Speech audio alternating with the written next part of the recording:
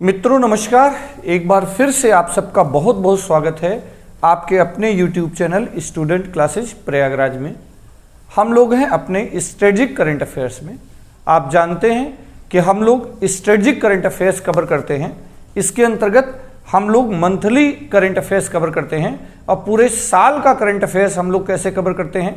अधिकतम 15 वीडियो, चूँकि बजट और कुछ पुरस्कारों के स्पेशल वीडियो देते हैं इसलिए 12 से ज़्यादा 15 वीडियो, अधिकतम 15 वीडियो और 300 से 350 सवाल और सभी एग्जाम 15 घंटा 350 सवाल, वो एक साल का करंट अफेयर्स कंप्लीट।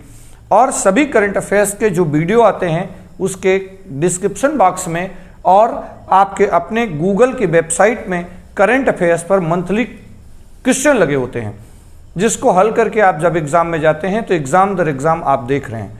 तो आज हम लोग कवर करने वाले हैं अप्रैल 2022 के करंट अफेयर्स को। अप्रैल 2022 के करंट अफेयर्स को तो जल्दी से सब लोग तैयार हो जाएं और हर बार की तरह तैयार रहें। आपको अपने नोट्स प्रिपेयर करने हैं। मार्च तक का करंट अफेयर्स आपने मेंटेन रखा है। अप्रैल 2022 का करंट अफेयर्स उसमें प्लस करना है। जो जरूरी बातें हैं उसे नोट करनी है और मानसिक कसरत भी करते रहना है। आप जानते हैं कि हर बार हम अपने वीडियो में मानसिक कसरत भी करते हैं, अर्थात जहां रेलेवेंट क्वेश्चन होते हैं हम आपसे पूछते हैं और आप लगातार उत्तर देते चले आ रहे हैं। तो हर बार की तरह इस बार भी जो सेशन रहने वाला है उसमें हम लोग बात करेंगे अप्रैल माह के प्रमुख राष्ट्रीय अंतर्राष्ट्रीय तिथि दिवस पर, प्रमुख जो राष्ट्रीय और अंतर्राष्ट्रीय स्तर पर नियुक्तियां हुई हैं। इसके अलावा कोई अगर रिपोर्ट आई है, इंडेक्स आई है, उस पर बात करेंगे। प्रमुख पुरस्कार, प्रमुख राष्ट्रीय अंतर्राष्ट्रीय खेल आयोजन और राष्ट्रीय अंतर्राष्ट्रीय अन्य छोटे मोटे घटनाक्रम जो होते हैं उन सबको हम लोग कवर करेंगे जो हमारे एग्जाम के पॉइंट ऑफ व्यू से जरूरी हैं। तो सब लोग फटाफट तैयार हो जाएं। जो नए हैं वो भी जान लें कि आपको मंथली करंट अफेयर्स मिलता है और आपको कवर करना होता है। आप अपने नोट्स जरूर प्रिपेयर करेंगे। बिना नोट्स के आप बेहतर अभ्यास रिवीजन नहीं कर पाएंगे, इसलिए आप फटाफट तैयार रहें। तो मेरे ख्याल से सबने लाइक कर दिया होगा, सबने शेयर कर दिया होगा। अब चलते हैं हम लोग अपने क्लास को आगे बढ़ाते हैं। और देखिए सबसे पहले हम लोग देखने वाले हैं अप्रैल महीने के जो जरूरी तिथि राष्ट्रीय अंतर्राष्ट्रीय तिथि दिवस है। उसमें स्क्रीन पर आपको दिख रहा होगा, एक तो तारीख है 18 अप्रैल, दूसरा हमारे लिए जरूरी तारीख है 22 अप्रैल, 23 अप्रैल, 24 अप्रैल और 24 से 30 अप्रैल जो अप्रैल महीने का अंतिम सप्ताह है। 18 अप्रैल को प्रतिवर्ष हम लोग मनाते हैं विश्व धरोहर स्थल दिवस। ये अंतर्राष्ट्रीय तिथि है। इस तारीख को हम लोग विश्व धरोहर स्थल दिवस के रूप में मनाते हैं। एक तो ये आप फटाफट कमेंट नोट करते रहेंगे। और दूसरा 22 अप्रैल बड़ा महत्वपूर्ण दिवस है, विश्व पृथ्वी दिवस। 22 अप्रैल को हम लोग विश्व पृथ्वी दिवस मनाते हैं और 23 अप्रैल को विश्व पुस्तक और कॉपीराइट दिवस के रूप में मनाया जाता है। 23 अप्रैल को विश्व पुस्तक और कॉपीराइट दिवस के रूप में मनाया जाता है। 24 अप्रैल को हम लोग भारत में पंचायती राज दिवस के रूप में मनाते हैं, क्योंकि 24 अप्रैल 1993 को ही 73वां संविधान संशोधन देश में लागू हुआ था और इसके अंतर्गत ही भारत में पंचायती राज व्यवस्था एक संवैधानिक प्रावधान बना था। तो किसकी स्मृति में? 73rd अमेंडमेंट की स्मृति में। और इसके अलावा अप्रैल महीने का जो अंतिम सप्ताह होता है, अप्रैल महीने का जो अंतिम सप्ताह होता है उसे हम लोग टीकाकरण सप्ताह के रूप में मनाते हैं। टीकाकरण सप्ताह के रूप में मनाते हैं। इस बार 24 से 30 अप्रैल को हम लोगों ने मनाया और इसका थीम रहा लॉन्ग लाइफ फॉर ऑल। इसका जो थीम था वो लॉन्ग लाइफ फॉर ऑल था। ठीक, तो फटाफट आप इसे नोट करेंगे। जल्दी से स्क्रीनशॉट भी ले सकते हैं, लेकिन नोट करना ही आपके लिए बहुत ही कारगर होता है। जल्दी से आप इसे नोट करेंगे और कमेंट बॉक्स में एक मानसिक कसरत हम लोगों की हो जाए। आप नोट करते ही उत्तर देंगे कि भारत में संविधान के किस भाग में, भारत में संविधान के किस भाग में पंचायती राज व्यवस्था के प्रावधान हैं। जल्दी से कमेंट बॉक्स में आप आंसर भी देंगे कि भारत में पंचायती राज व्यवस्था के प्रावधान संविधान के किस भाग में हैं। फटाफट कमेंट बॉक्स में आप आंसर करें।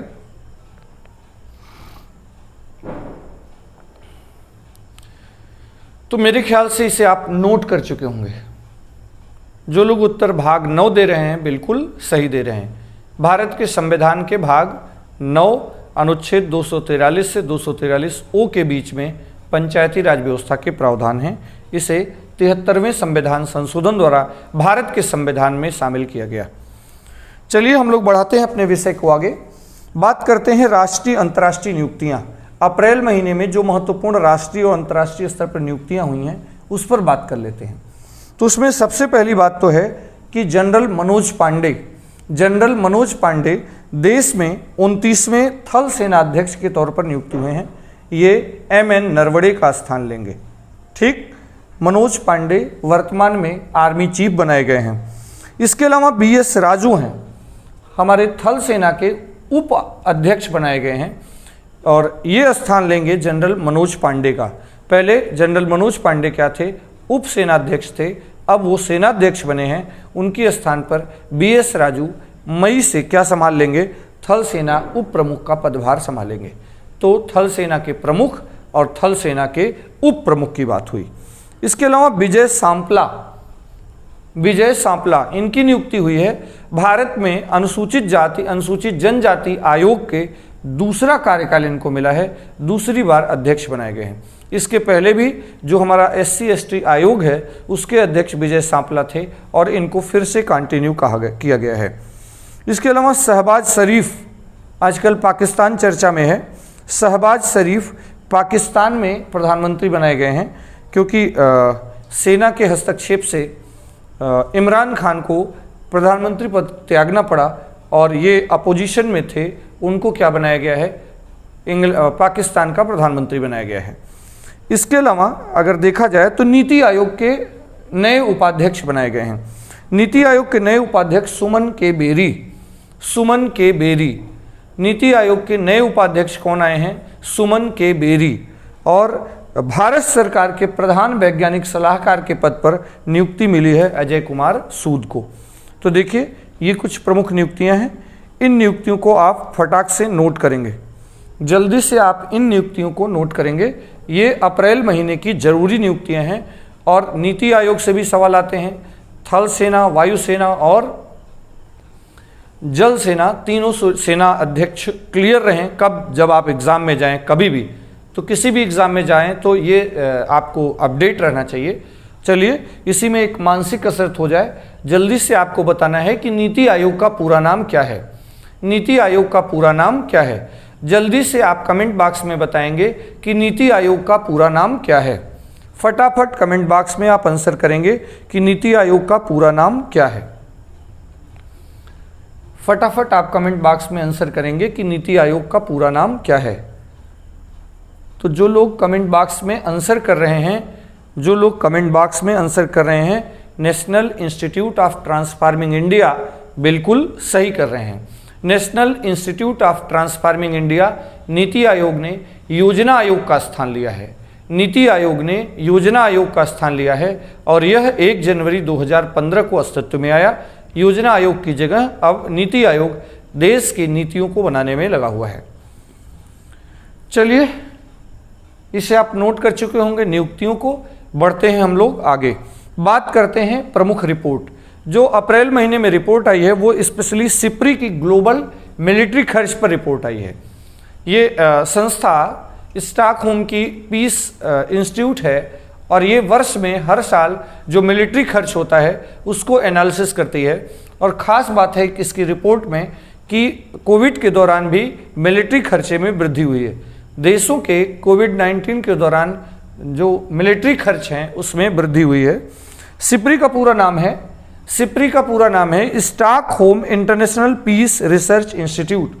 स्टॉकहोम पीस रिसर्च इंस्टीट्यूट, और ये हर साल ग्लोबल मिलिट्री खर्च का ब्यौरा देती है। इस साल जो रिपोर्ट आई है उसमें सबसे ज़्यादा खर्च यूएसए ने किया है, दूसरे स्थान पर चाइना है और हमारे भारत का तीसरा स्थान है। विश्व में मिलिट्री खर्चे में भारत तीसरे स्थान पर है और टॉप पर कौन है? टॉप पर है यूएसए। तो कोविड के दौरान भी सिप्री की रिपोर्ट से क्या पता चलता है कि कोविड के दौरान भी दुनिया में खर्चे, मिलिट्री खर्चे बढ़े हैं। ठीक, तो फटाक से आप इसे नोट करेंगे। सिप्री, सिप्री का पूरा नाम, ये किस तरह की रिपोर्ट देता है, फटाक से आप कमेंट बॉक्स में नोट करें, जल्दी से आप नोट करें। चलिए कमेंट बॉक्स में आप आंसर करेंगे कि भारत के रक्षा मंत्री कौन है। जल्दी से कमेंट बॉक्स में आप आंसर करेंगे कि भारत के रक्षा मंत्री वर्तमान में कौन है। भारत के वर्तमान में रक्षा मंत्री कौन है, फटाक से कमेंट बॉक्स में आंसर करेंगे। हम लोग बढ़ाते हैं अपनी क्लास को आगे और अब बात करते हैं प्रमुख पुरस्कार की। और इस महीने जो प्रमुख पुरस्कार आया है उसमें 75वां कांस फिल्म फेस्टिवल अवार्ड 2022 है। 75वां कांस फिल्म फेस्टिवल अवार्ड 2022 है और इस पुरस्कार की खास बात है कि ये फ्रांस सरकार द्वारा दिया जाता है और फ्रांस में फिल्म के क्षेत्र में दिया जाने वाला ये सबसे प्रतिष्ठित पुरस्कार है। फ्रांस सरकार द्वारा विश्व में दिया जाने वाला सबसे फिल्म के क्षेत्र का प्रतिष्ठित पुरस्कार है और इसकी जूरी में एक भारत की एक्ट्रेस दीपिका पादुकोणे को चुना गया है। कांस फिल्म फेस्टिवल की जूरी मेंबर के तौर पर भारत के दीपिका पादुकोणे को चुना गया है। कांस फिल्म पुरस्कार 1939 से फ्रांस सरकार द्वारा दिया जाता है। 1939 से फ्रांस सरकार द्वारा दिया जाता है और यह फिल्म के क्षेत्र का पुरस्कार है। तो एक तो ये है कि ये jury member, as a jury member एक इंडियन को इसमें शामिल किया गया है, दीपिका पादुकोणे को। तो ये एक महत्वपूर्ण प्रश्न हो सकता है। इसके अलावा आप जानते हैं, अभी हम लोग पीछे पढ़ के आए कि फरवरी 2022 के महीने में स्वर कोकिला लता मंगेशकर का निधन हो गया। उनकी स्मृति में लता दीनानाथ मंगेशकर पुरस्कार स्थापित किया गया है और ये 2022 में पहली बार दिया गया है और पहली बार ये पुरस्कार गया है नरेंद्र मोदी को, प्रधानमंत्री नरेंद्र मोदी को। तो लता दीनानाथ मंगेशकर पुरस्कार स्थापित किया गया है स्वर कोकिला लता मंगेशकर की स्मृति में और इस पुरस्कार को पहली बार भारत के प्रधानमंत्री पीएम नरेंद्र मोदी को दिया गया है। फटाक से आप नोट करेंगे।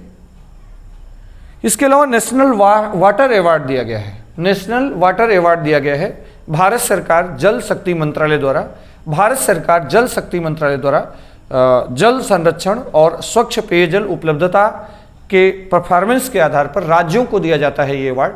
और ये अवार्ड इस बार पहला पुरस्कार गया है किसको, उत्तर प्रदेश राज्य को। भारत में नेशनल वाटर अवार्ड में पहली पोजीशन आई है किसकी, उत्तर प्रदेश, और दूसरे और तीसरे स्थान पर क्रमशः राजस्थान और तमिलनाडु हैं। तो पहला पुरस्कार गया है उत्तर प्रदेश को, दूसरा पुरस्कार गया है राजस्थान राज्य को, तीसरा पुरस्कार गया है तमिलनाडु राज्य को। तो देखिए ये नेशनल वाटर अवार्ड है, भारत सरकार जल शक्ति मंत्रालय द्वारा दिया जाता है और वाटर कंजर्वेशन और शुद्ध पेयजल की उपलब्धता के लिए राज्य सरकारें जो परफॉर्मेंस करती हैं उनके परफॉर्मेंस को ध्यान में रख करके ये पुरस्कार हर साल दिया जाता है और ये तीसरा पुरस्कार था। इसके अलावा साहित्य के क्षेत्र के पुरस्कार की बात करें, चलिए साहित्य के क्षेत्र के पुरस्कार बात करते हैं। सरस्वती सम्मान की बात करें, 2021 का सरस्वती सम्मान जो 2022 में दिया गया है, किसको दिया गया है, रामदरस मिश्र को गया है। सरस्वती सम्मान रामदरस मिश्र को गया है और ये साहित्य के क्षेत्र का एक प्रतिष्ठित पुरस्कार है। साहित्य के क्षेत्र का भारत का एक प्रतिष्ठित पुरस्कार है और मैं तो यहाँ हूँ इस काव्य संग्रह के लिए रामदरस मिश्र जो कवि और लेखक हैं उन्हें ये पुरस्कार गया है और यह पुरस्कार के बिड़ला फाउंडेशन द्वारा दिया जाता है। सरस्वती पुरस्कार के बिड़ला फाउंडेशन द्वारा प्रतिवर्ष दिया जाता है। तो आप इस सरस्वती सम्मान 2021 को नोट करेंगे, ठीक। इसके अलावा एक पुरस्कार और आया है, इंडिया फार्मा अवार्ड 2022। तो जितनी फार्मा की कंपनियां होती हैं, दवा बनाने वाली कंपनियां हैं, उन सबको ये पुरस्कार दिया जाता है और इसमें जो पुरस्कार गया है वो इस बार का सिप्ला लिमिटेड को गया है।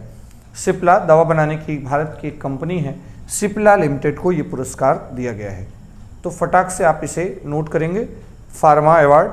इसके अलावा ग्रैमी अवार्ड, 64वां ग्रैमी अवार्ड 2022 दिया गया है और आप जानते हैं कि ग्रैमी अवार्ड विश्व के संगीत के क्षेत्र का सबसे प्रतिष्ठित पुरस्कार है। विश्व में संगीत के क्षेत्र का सबसे प्रतिष्ठित पुरस्कार ग्रैमी अवार्ड है और संगीत के क्षेत्र के इस प्रतिष्ठित अवार्ड में एक भारतीय को यह पुरस्कार गया है। रिकी केज को इंडियन म्यूजिक कंपोजर, ये इंडियन म्यूजिक कंपोजर हैं, इनको न्यू एल्बम कैटेगरी में अवार्ड गया है और इनका जो एल्बम है वो है डिवाइन टाइड्स इनका एल्बम है और इस एल्बम के लिए इनको यह पुरस्कार दिया गया है। तो 64वें ग्रैमी अवार्ड जो संगीत के क्षेत्र का प्रतिष्ठित पुरस्कार है, वह पुरस्कार एक इंडियंस को भी गया है, रिकी केज। किस फील्ड में? ये म्यूजिक कंपोजर हैं, न्यू एल्बम कैटेगरी के क्षेत्र में इनको अवार्ड दिया गया है। तो इनकी कैटेगरी क्या रही है? न्यू एल्बम कैटेगरी में इनको ये अवार्ड दिया गया है। ठीक, तो ये है कुछ प्रमुख पुरस्कार जो अप्रैल महीने में दिए गए।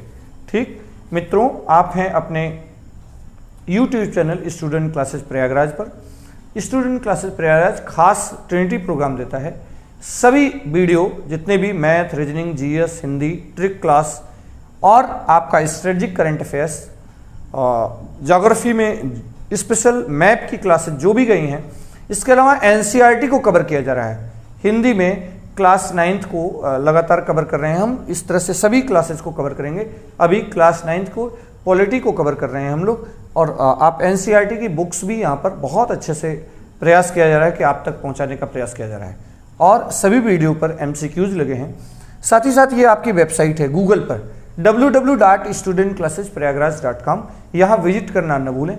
यहाँ फ्री नोट्स, जॉब अलर्ट और विविध जीके वाला पूरा पार्ट, शार्ट नोट आपको मिलेगा। साथ ही साथ टॉपिक वाइज क्वेश्चन लगे हुए हैं और जिन टॉपिक पर प्रश्न लगाए गए हैं उस टॉपिक पर, जैसे मान लेते हैं ब्लड पर मैंने प्रश्न लगाया, तो आज तक ब्लड पर पूछे गए जितनी भी परीक्षाएं हैं उन सारे प्रश्नों को प्रीवियस ईयर के सभी प्रकार के एग्जाम में ब्लड पर पूछे गए प्रश्न को हमने इकट्ठा किया, रिपीटेशन निकाला और अपनी वेबसाइट में आपके लिए उपलब्ध कराया।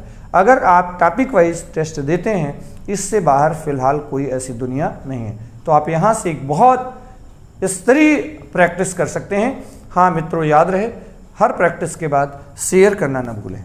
ठीक, चलिए आप जान गए होंगे, एक लाइक मार दीजिए और शेयर कर दीजिए और फिर हम लोग बढ़ाते हैं अपनी क्लास को आगे। फटाक से अपनी क्लास को हम लोग आगे बढ़ाते हैं। बात कर लेते हैं प्रमुख खेल आयोजन पर।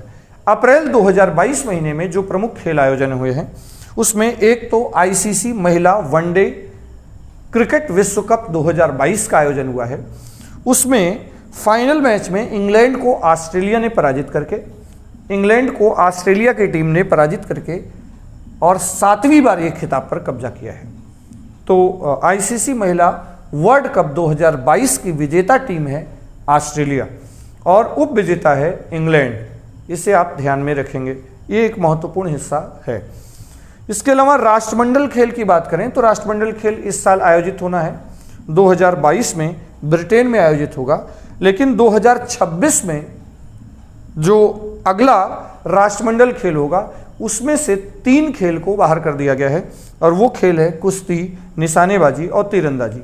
और इन तीनों में ये भारतीय खेल हैं और तीनों में इंडियंस बेहतर परफॉर्म करते हैं, तो ये भारत के लिए थोड़ा सा झटका है। तो राष्ट्रमंडल खेल 2026 में 3 खेल कौन कौन, कुश्ती, निशानेबाजी और तीरंदाजी को बाहर किया गया है, इसे आप नोट करेंगे। और राष्ट्रमंडल खेल 2022 में आयोजित होगा। राष्ट्रमंडल खेल 2022 में आयोजित होगा, ब्रिटेन में आयोजित होगा। फटाफट आप कमेंट बॉक्स में आंसर करेंगे कि ओलंपिक खेल का आयोजन कितने वर्ष के अंतराल पर होता है। जल्दी से कमेंट बॉक्स में आप आंसर करेंगे कि ओलंपिक खेलों का आयोजन कितने वर्षों के अंतराल पर होता है। फटाफट आप नोट भी करेंगे और कमेंट बॉक्स में मानसिक कसरत भी करते चलेंगे। जल्दी से आप नोट कर लें। चलिए, मेरे ख्याल से आप नोट कर चुके होंगे। हम लोग बढ़ते हैं आगे। साइंस टेक में अप्रैल महीने में कुछ घटना हुई है, उसे हम लोग कवर करते हैं। तो साइंस टेक में इसरो का एक बहुत बड़ा योगदान बढ़ा है। इसरो हम इंडियन स्पेस रिसर्च ऑर्गेनाइजेशन, हमारी स्पेस एजेंसी है और भारतीय विज्ञान संस्थान, इसरो और भारतीय विज्ञान संस्थान, ये दोनों ने मिलकर स्पेस ब्रिक्स बनाने की तकनीकी ईजाद की है।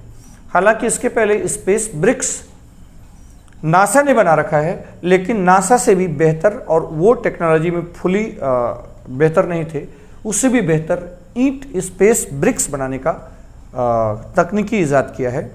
इससे फ़ायदा क्या होगा, क्योंकि भविष्य में जो योजना है वो ये है कि मंगल ग्रह पर स्पेस स्टेशन बनाने की, मंगल ग्रह पर स्पेस स्टेशन बनाने की।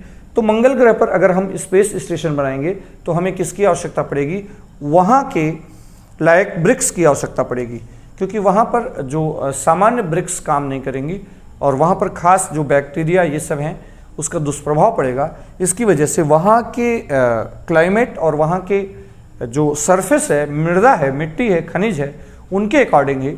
और ये इसरो और भारतीय विज्ञान संस्थान IIS ने मिलकर ये काम किया है। तो एक तो साइंस टेक में ये है, आप इसे ध्यान रखेंगे। और ये योजना क्यों है, क्योंकि भविष्य में क्या प्लान है, भविष्य में मंगल पर अपना स्पेस स्टेशन बनाने का प्लान है। तो एक बहुत बड़ी उपलब्धि है, जिसे चंद्रमा पर जाने के लिए चंद्रमा जैसी मिट्टी बना करके हम लोग यहाँ अभ्यास करते हैं, वैसे ही ये प्राप्त है। तो आप जल्दी से बताएंगे कि इसरो का मुख्यालय कहाँ है। कमेंट बॉक्स में जल्दी से आप आंसर करें, इसरो का मुख्यालय कहाँ है।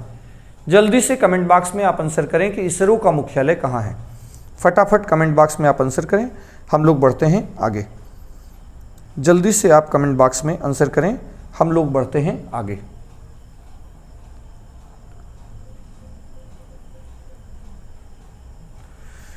इसके अलावा खेल में एशियाई कुश्ती चैंपियनशिप आयोजित हुई है।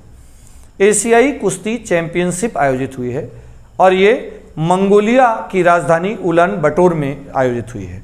मंगोलिया की राजधानी उलान बटोर में आयोजित हुई है और इसमें भारत ने कुल 17 पदक जीते हैं, जिसमें 1 गोल्ड, 5 सिल्वर और 11 ब्रॉन्ज मेडल मिला है। और यह रवि कुमार दहिया के नेतृत्व में दल गया था और जो गोल्ड मेडल मिला है वो रवि कुमार दहिया को मिला है। और बजरंग पूनिया और दीपक पूनिया 5 सिल्वर मेडल विजेताओं में से एक हैं। तो आपको बजरंग पूनिया, दीपक पूनिया और रवि दहिया स्पेशली इनको ध्यान में रखना है। और कमेंट बॉक्स में आपको बताना है कि मंगोलिया किन 2 देशों की सीमा पर स्थित है। क्या मंगोलिया बफर स्टेट है? अगर बफर स्टेट है तो वो किन 2 देशों की सीमा पर स्थित है। फटाक से आप इसे नोट करेंगे। एशियाई कुश्ती चैंपियनशिप और मानसिक कसरत में आप उत्तर देंगे कि मंगोलिया देश किन 2 देश की सीमाओं पर स्थित है। जल्दी से आप कमेंट बॉक्स में आंसर करेंगे। और एशियाई कुश्ती चैंपियनशिप में 17 मेडल, 1 गोल्ड रवि दहिया और 5 सिल्वर और 11 ब्रॉन्ज मेडल, इसे आप नोट करेंगे।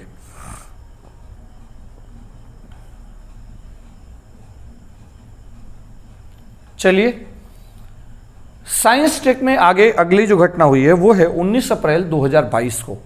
19 अप्रैल 2022 को हमारे प्रधानमंत्री नरेंद्र मोदी ने गुजरात में जामनगर में WHO global centre for traditional medicine का उद्घाटन किया है और ये आयुर्वेद को बढ़ावा देना है। हालांकि इसकी घोषणा WHO ने पहले ही कर रखी थी।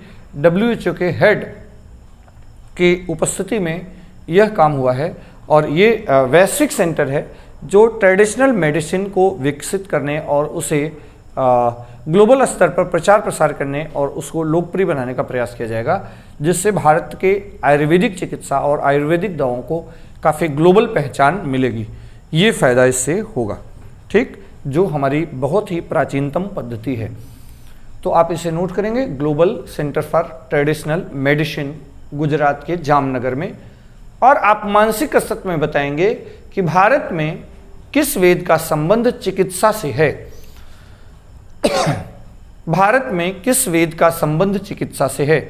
कमेंट बॉक्स में आपको आंसर करना है कि भारत में किस वेद का संबंध चिकित्सा से है। जल्दी से आप बताएंगे कि भारत में, तो जो लोग अथर्ववेद उत्तर दे रहे हैं बिल्कुल सही दे रहे हैं, अथर्ववेद जो उत्तर दे रहे हैं बिल्कुल सही दे रहे हैं। चलिए, इसके अलावा साइंस टेक में एक और घटना हुई है, और स्पेस साइंस में स्पेशली नासा की स्पेस डेब्रीज रिपोर्ट आई है। स्पेस डेब्रीज का मतलब जो अंतरिक्ष में कचरा है उसकी रिपोर्ट आई है, और उसके अनुसार अंतरिक्ष में कुल 17,011 कचरे तैर रहे हैं।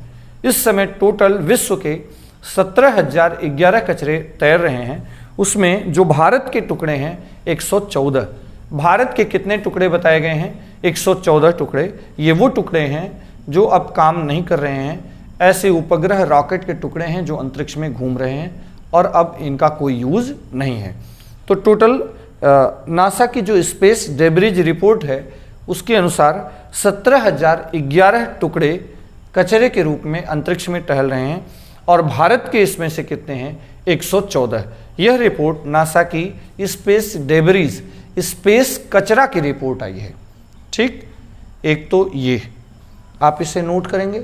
और अभी ऑफलाइन क्लासेस में हम लोग स्पेस टेक्नोलॉजी पर काम कर रहे थे, और स्पेस टेक्नोलॉजी वालों को तो बहुत अच्छे से ये बात समझ में आ रही होगी। जो लोग स्पेस टेक्नोलॉजी, क्योंकि ऑफलाइन क्लास में हम लोग इस पर चर्चा भी किए थे कि भविष्य में नासा की क्या योजना है, स्पेस में जो ये कचरा है उसको कैसे पृथ्वी तक लाया जाए, तो इसे आप नोट करेंगे। चलिए, इसके अलावा और बहुत सी विविध बातें हैं, छोटी मोटी राष्ट्रीय अंतर्राष्ट्रीय खबरें हैं जो हमारे एग्जाम के पॉइंट ऑफ व्यू से जरूरी हो सकती हैं, उसे भी हम लोग नोट करते हैं। उसमें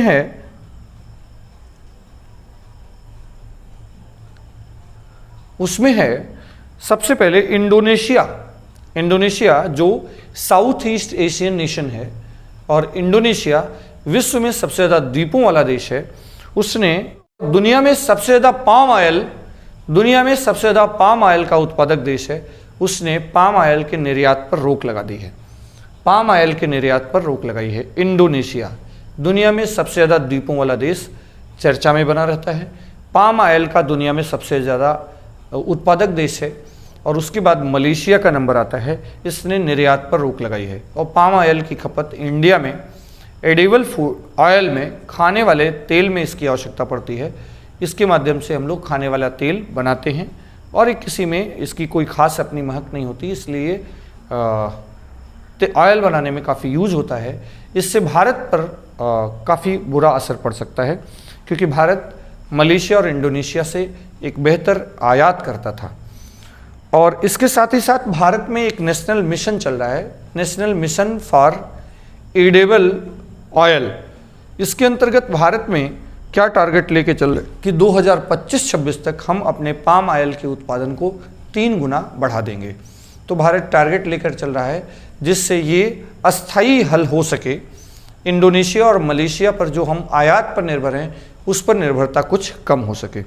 तो एक तो ये नेशनल मिशन फॉर, हमारे यहाँ जो एडिबल ऑयल चल रहा है, खाद्य तेल के उत्पादन के लिए नेशनल मिशन चल रहा है, उसके अंतर्गत हम लोग पाम ऑयल का उत्पादन कर रहे हैं, और पाम ऑयल के उत्पादन को हम 2025-26 तक 3 गुना करेंगे, क्योंकि निर्यात पर इंडोनेशिया के प्रतिबंध से काफ़ी भारत को खाद्य तेलों में दिक्कत आएगी और महंगाई भी बढ़ेगी।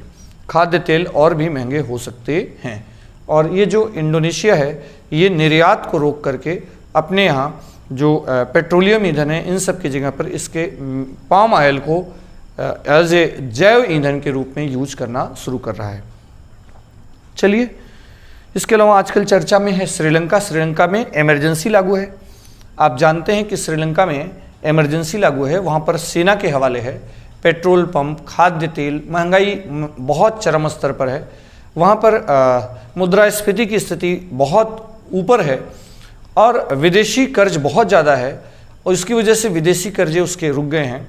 उसके पास फॉरेन से ट्रेड करने के लिए, विदेश व्यापार के लिए फॉरेन करेंसी, विदेशी मुद्रा भंडार नहीं है। और इन सब के पीछे जो कारण थे, इसके अलावा कोविड है। कोविड के दौरान वहाँ पर चूँकि पर्यटन पर काफ़ी बड़ी आबादी आधारित है, पर्यटन रुका कोविड के दौरान, उससे वहाँ पर जो विदेशी आय होती थी, विदेशी मुद्रा आती थी, और लगभग 26% आबादी जो पर्यटन उद्योग पर आधारित थी वो सब बेरोजगार हुए। देश के अंदर डिमांड घटी और विदेशी मुद्रा की आवक कम हुई। इसके अलावा देश में श्रीलंका के अंदर टैक्स में छूट दी गई, टैक्स कम किया गया। टैक्स कम करने से राज्य की इनकम में और कमी आई और इसके बाद देश में चूंकि आयात के लिए, वस्तुओं के आयात के लिए पैसे के अभाव थे, विदेशी मुद्रा का अभाव था, इसलिए और उर्वरक बहुत कुछ उनको मंगाना पड़ता है, इसलिए श्रीलंकाई सरकार ने ऐलान किया कि श्रीलंका में पूरी तरह से क्या होगा, जैविक कृषि होगी और किसी तरह के उर्वरक और केमिकल का यूज नहीं करेंगे, क्योंकि वो उनकी कृषि जो उर्वरक है वो टोटली बेस्ड है आयात पर। तो आयात रोकने के लिए जैविक कृषि शुरू किया और जैविक कृषि अचानक पूरे देश में करने से और वहाँ के चाय के उत्पादन में गिरावट आई और चाय वहाँ की एक सबसे प्रमुख निर्यात की वस्तु है, उसका निर्यात घटा। उसके निर्यात घटने से विदेशी मुद्रा की आवक और कम हुई। इन सब की वजह से विदेशी मुद्रा भंडार कम होने लगा और कर्जे में फॉल्ट होने लगे, विदेश व्यापार कम होने लगा। इन सब से बचने के लिए, आंतरिक मांग बनाए रखने के लिए, जो कैश क्राइसिस थी उन सब को खत्म करने के लिए उसने हीनार्थ प्रबंधन अर्थात नोट छापने शुरू किए और नोट छापने से वहाँ पर बहुत तेजी से महंगाई स्तर आया, अर्थात मुद्रास्फीति काफ़ी ऊपर चली गई और विदेशी कर्ज न दे पाने की वजह से विदेशी कर्जे भी नहीं मिले और रीस्ट्रक्चर नहीं कर पाया श्रीलंका, इसलिए पूरी तरह से वहाँ पर काफ़ी आर्थिक हालात बहुत ही बदहाल हो गए। आर्थिक रूप से इमरजेंसी लागू है। हालांकि भारत भी लगातार वहाँ पर खाद्य तेल, खाद्य पदार्थों की मदद दे रहा है। ठीक, ये तो बात हुई श्रीलंका की। इसके अलावा अप्रैल 2022 की बात करें, अप्रैल 2022 की बात करें तो अप्रैल 2022 में महाराष्ट्र के चंद्रपुर स्थान पर एक रॉकेट का हिस्सा गिरा, काफ़ी बड़ा रॉकेट का हिस्सा गिरा, गोला गिरा, जिससे भारत सरकार ने क्या बताया कि ये चीन के रॉकेट का हिस्सा है। हालांकि चीन ने इससे इनकार किया, लेकिन ये चीन के रॉकेट का हिस्सा है जो भारत के ऊपर गिरा। और कहाँ गिरा? महाराष्ट्र के चंद्रपुर में। तो इसे आपको ध्यान में रखना है। ठीक, इसके अलावा एल रूट सर्वर स्थापित करने वाला भारत का पहला राज्य राजस्थान है और इससे राजस्थान में जो ई गवर्नेंस है उसको बहुत फ़ायदा मिलेगा। और कभी दूसरे जो बड़ा सर्वर है, जो मेन सर्वर है, जैसे जो मेन सर्वर विश्व का ग्लोबल सर्वर है, उसके डिफ़ॉल्ट होने पर, उसमें किसी तरह के बाधा आने पर भी राजस्थान सरकार का कोई काम रुकेगा नहीं, उनका ई गवर्नेंस चलता रहेगा। तो ये अपना निजी एल रूट सर्वर विकसित किया है और ये भारत का पहला राज्य है। ठीक, इसके अलावा भारत के नॉर्थ ईस्ट में जो 7 सिस्टर्स हैं उसमें असम और अरुणाचल प्रदेश ने आपस में तय किया है कि जो भी सीमा विवाद हैं, बाउंड्री डिस्प्यूट हैं, उन सबको तय करने के लिए जिला स्तरीय समिति का गठन करेंगे। ठीक, तो ये असम के जो सीमा है वो नॉर्थ ईस्ट के सबसे ज़्यादा राज्यों के साथ लगती है और उनके बाउंड्री डिस्प्यूट भी लगातार बने रहते हैं।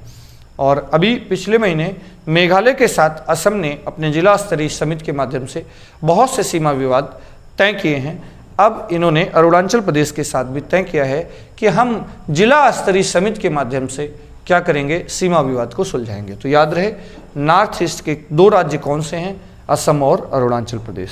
ठीक, चलिए, इसके अलावा 21-22 अप्रैल 2022 को भारत में इंग्लैंड के प्रधानमंत्री बोरिस जॉनसन का दौरा हुआ, स्पेशली गुजरात राज्य में दौरा हुआ और गुजरात राज्य में उन्होंने जेसीबी बुलडोजर कंपनी की 6वीं कंपनी की नींव रखी है। एक तो ये काम, और क्यों बोरिस जॉनसन ने ही किया है? क्योंकि जेसीबी ब्रिटिश कंपनी है, भारत में यह उनकी 6वीं कंपनी है। साथ ही साथ भारत सरकार और इंग्लैंड के साथ 6 अलग अलग मुद्दों पर MOU पर सिग्नेचर किए गए हैं, 6 MOU पर सिग्नेचर किए गए हैं। तो 21-22 अप्रैल को भारत में किसकी यात्रा हुई? इंग्लैंड के प्रधानमंत्री बोरिस जॉनसन की। ठीक, इसके अलावा आजकल चर्चा में है सिंकुला पास। तो सबसे पहली बात तो आप ये जान लीजिए कि सिंकुला पास हिमाचल प्रदेश में है। कहाँ पर है? हिमाचल प्रदेश में है और यहाँ विश्व का सबसे ऊंचाई पर स्थित हाईवे सुरंग का निर्माण किया जा रहा है। विश्व का सबसे ऊंचाई पर स्थित हाईवे सुरंग का निर्माण यहाँ पर किया जा रहा है। यह 16,000 समुद्र तल से 16,600 फीट 580 फीट ऊंचाई पर है और इसको टारगेट लिया गया है कि 2025 तक पूरा कर लिया जाएगा। इसे 2025 तक पूरा कर लिया जाएगा। ठीक, तो ये है सिंगला गार्ज। इसके अलावा LIC कंपनी ने, लाइफ इंश्योरेंस कंपनी, जिसका मुख्यालय मुंबई में है, जिसकी स्थापना 1956 में की गई थी। और भारत में LIC ऐसा ब्रांड है इंश्योरेंस का जिसको किसी को बताने की ज़रूरत नहीं है, हर बच्चा जानता है। और ये पूरी तरह से 100% अभी तक भारत सरकार की कंपनी थी। 100% शेयर हिस्सेदारी किसकी थी? भारत सरकार की थी। पहली बार इसके स्टेक बेचे जा रहे हैं, निकाले जा रहे हैं और 2 से 9 मई के बीच में IPO के माध्यम से 3.5% हिस्सेदारी इसकी शेयर बाजार में लाई गई है। तो LIC ने अपने कितने परसेंट? 3.5% शेयर IPO लाया है 2 से 9 मई के बीच में। IPO का पूरा नाम होता है इनिशियल पब्लिक ऑफर। कंपनियों को जब मार्केट से पैसा उठाना होता है तब IPO के माध्यम से वो स्टॉक एक्सचेंज में लिस्टेड होती हैं। तो अब LIC भी एक स्टॉक एक्सचेंज में लिस्टेड कंपनी है, अर्थात LIC के शेयर भी अब खरीद और बिक्री किए जा सकते हैं। ठीक, इसके अलावा प्रधानमंत्री नरेंद्र मोदी ने गुजरात में 108 फीट ऊंची हनुमान जी की प्रतिमा का अनावरण किया है। तो आप ध्यान रखेंगे 108 फीट ऊंची प्रतिमा का अनावरण हनुमान जी की मूर्ति का कहाँ किया गया है? गुजरात में किया गया। और किसने किया? प्रधानमंत्री नरेंद्र मोदी ने। तो लगातार पिछले महीनों के करंट अफेयर्स में, इसके पहले शंकराचार्य चर्चा में थे, फिर लगातार ये चर्चा में बना हुआ है। इसके अलावा महाराष्ट्र राज्य ऐसा पहला राज्य है जिसने अपने राज्य में माइग्रेशन ट्रैकिंग ऐप, माने जो लोग महाराष्ट्र से आते जाते हैं उन सब के लिए जो माइग्रेशन होता है लोगों का, माइग्रेशन ट्रैकिंग ऐप, जिससे ये पता चल पाए कि कौन लोग आए और गए। ऐसा ऐप विकसित करने वाला भारत का पहला राज्य कौन है? महाराष्ट्र। माइग्रेशन ट्रैकिंग ऐप विकसित करने वाला भारत का पहला राज्य कौन है? महाराष्ट्र राज्य है। ठीक, इसके अलावा आजकल नेविगेशन सिस्टम चर्चा में है और अभी हम लोग नेविगेशन सिस्टम पर बात भी किए थे अपनी ऑफलाइन क्लासेज में, स्पेस टेक्नोलॉजी में। यहाँ पर हमारे यहाँ 2 नेविगेशन सिस्टम काम करते हैं, एक गगन और दूसरा नाविक। जो गगन है वो मोबाइल के क्षेत्र में काम करता है और जो नेविगेशन के लिए यूज होता है, जो गगन है वो नेविगेशन के फील्ड में काम करता है और जो नाविक है वो मोबाइल सिस्टम के लिए काम करता है। तो भारत में इंडिगो एयरलाइंस पहली ऐसी निजी एयरलाइंस है जिसने लैंडिंग करने के लिए, विमान लैंडिंग में भारत के स्वदेशी नेविगेशन सिस्टम गगन का प्रयोग किया है। तो भारत में पहली ऐसी कौन निजी नेविगेशन कंपनी है, एविएशन कंपनी है, एयरवेज है, जिसने विमान की लैंडिंग करने में इंडियन स्वदेशी भारतीय नेविगेशन सिस्टम जिसका नाम गगन है का यूज किया है पहली बार, और वो है इंडिगो एयरलाइंस। ठीक, तो आप जानते हैं कि नेविगेशन सिस्टम से क्या होता है? रियल टाइम पृथ्वी पर किसी भी वस्तु और स्थान की रियल टाइम पोजीशन देखी जाती है। और जीपीएस किसका है? जीपीएस अमेरिका का है और ये बड़ा वैश्विक है, आमतौर पर इसी का यूज करते हैं, लेकिन सभी देश धीरे धीरे अपना विकसित कर रहे हैं। भारत भी अपना IRNSS श्रेणी के उपग्रह जियो कक्षा में भेज करके अपने खुद के नेविगेशन सिस्टम को विकसित कर रहा है। भारत के पास अभी ग्लोबल नहीं बल्कि क्षेत्रीय नेविगेशन सिस्टम है। भारत में मोबाइल में जो स्वदेशी नेविगेशन सिस्टम है उसका नाम नाविक है और जो विमान के लैंडिंग में यूज किया जाता है उसका नाम गगन है, तो उसका यूज किया है। ठीक, तो ये प्रमुख राष्ट्रीय, अंतर्राष्ट्रीय और छोटे मोटे तथ्य थे जो अप्रैल 2022 के महीने में हमारे लिए काम के हो सकते हैं। तो आप थे अपने करंट अफेयर्स के स्ट्रेटेजिक हिस्से में। हम लोग स्ट्रेटजिक करंट अफेयर्स कवर करते हैं और लगातार जो एग्ज़ाम हो रहे हैं सभी एग्ज़ाम में आप केवल वर्ष के 15 घंटे 15 वीडियो और 300 से 350 प्रश्नों में लगातार आपका काम चल रहा है। और पीछे से हमारी ऑफलाइन क्लासेज में सभी एग्ज़ाम में हमारी इसी स्ट्रेटजी से, हमारी पढ़ाने की इसी स्ट्रेटजी से लगातार सब सेलेक्ट हो रहे हैं, चाहे यूपीएसआई हो, एसएससी जीडी हो, चाहे आरओ हो, कोई भी स्टेट के एग्ज़ाम हो, सब जगह आप बहुत बेहतर परफॉर्म कर रहे हैं। ठीक, तो इस तरह से स्ट्रेटजिक पढ़ाई करते रहें। तो आज की क्लास में इतना ही। शेयर करना ना भूलिएगा, लाइक करना ना भूलिएगा और हमें सपोर्ट करना बिल्कुल ना भूलिएगा। तो आज की क्लास में इतना ही, दीजिए इजाज़त, फिर मिलेंगे, तब तक के लिए नमस्कार।